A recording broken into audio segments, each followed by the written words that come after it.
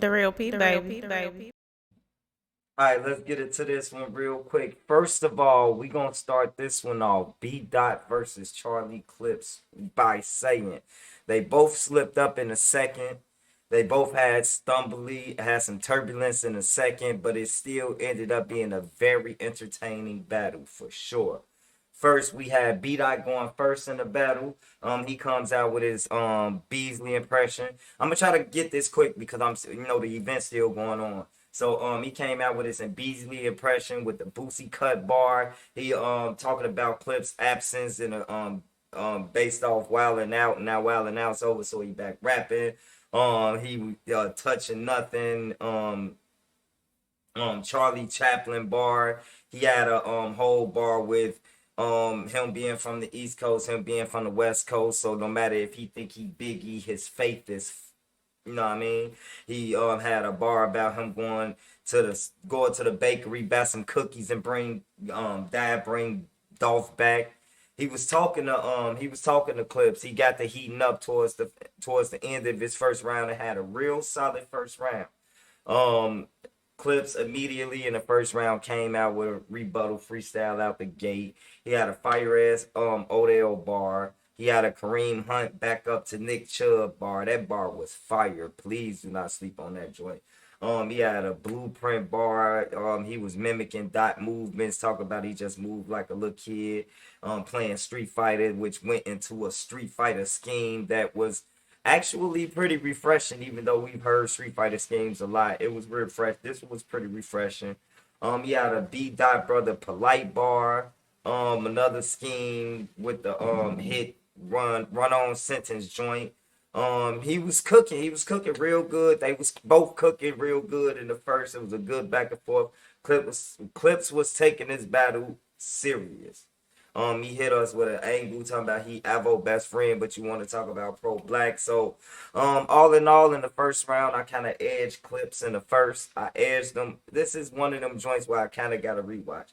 Second round, B Dot started with the funnies. He called Clips a fat vegan. He was crowning them, talking about the vegan bar, the vegan burgers, impossible. Then he slipped up, and he kept slipping up. He kept slipping up. Then he hit us with a bleak into the rock bar. Then he caught it. And then he slipped up again. But when he slipped up the second time, it was like a tongue twister bar. Because when he finally got it out, and even as he was trying to get it out, you was thinking in your head, like, God damn it, why would you even put those words together? Because it was such a tongue twister, right? But he ended up choking that a little bit. But then he finished. He really ended his round real strong. You know what I mean? The message hit. And it would have hit even more if he didn't choke it, he didn't slip up. So then Clips come out second round, and all I'm thinking is he looked real comfortable. That's exactly what I'm thinking. I got it written down on the paper. Comfortable. Where's that? Comfortable. You see that? Comfortable. I got it written down on the paper. So, he hit us with a fire Steph Curry parallel universe bar. Then he slip up. And when he slip up, I thought he was bullshitting.